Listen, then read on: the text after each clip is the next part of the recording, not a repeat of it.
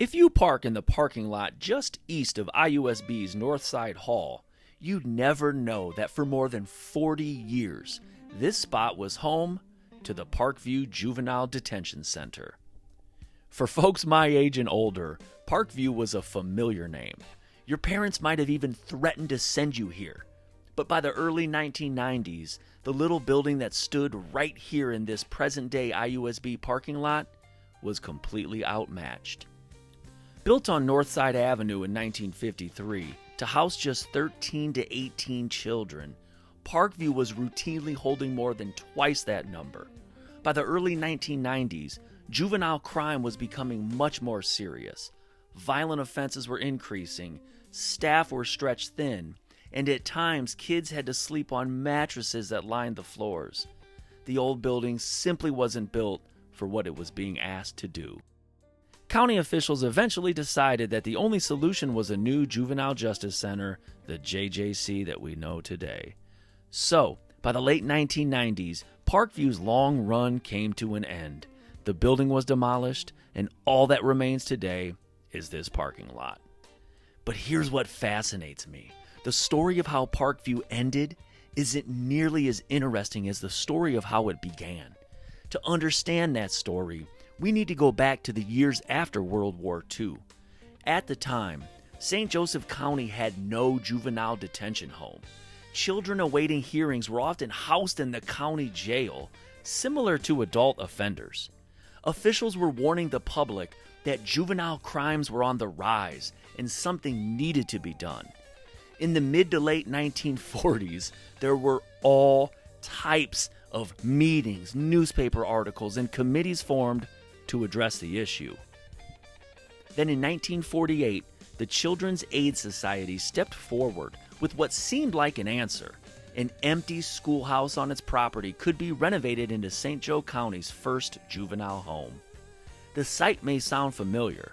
Today, it's an Oak Lawn Youth and Teen residential facility at Lincoln Way and Logan in Mishawaka. But this same location, in one way or another, has been serving neglected and at-risk children since the late 1800s. With the location finally chosen, you wouldn't believe the community-wide efforts led by South Bend's Junior Chamber of Commerce, the JCs, with the goal of raising $40,000, more than $500,000 in today's money, to turn the old schoolhouse into the county's first juvenile home. It started with the JCs mailing 75,000 letters to raise money. In 1949, you almost couldn't open the paper without seeing something about a fundraiser for the juvenile home on Lincoln Way in Logan. There were benefit barn dances out on Dragoon and Capitol. There were plays at the Central High School auditorium. The Fraternal Order of Police were having corn roasts. King Neptune and a mermaid were zipping around town in a convertible Studebaker advertising for the charity ball to raise money. They put bleachers on Ironwood Drive for spectators to watch a boat race on the mighty St. Joe River. And get this, George Halas's 1949 Chicago Bears traveled to Mishawaka High School's Tupper Field to play in a preseason exhibition game, all to help raise money. Then after all of that effort, the plan changed. In December of 1949, juvenile justice expert Sherwood Norman told local leaders that St. Joseph County didn't need to renovate an old schoolhouse.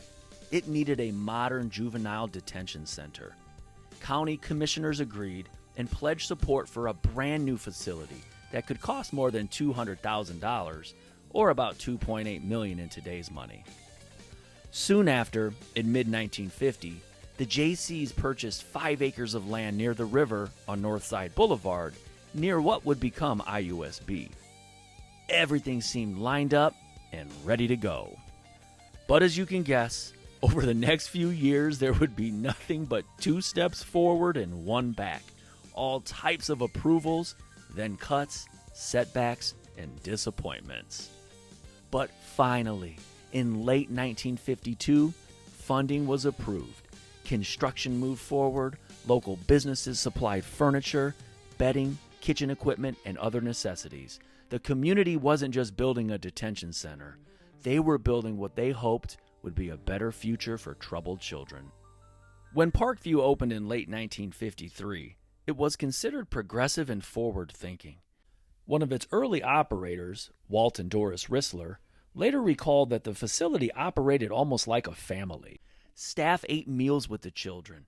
Recreation, schoolwork, counseling, and daily routines were designed to make Parkview feel less like a jail and more like a place where young lives could get back on track. And for a time, it worked exactly as intended.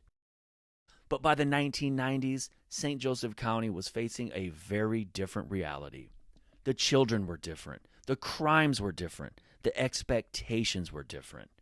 Parkview simply couldn't keep up. Yet for more than 4 decades, thousands of young people passed through its doors, right where this parking lot at IUSB stands today.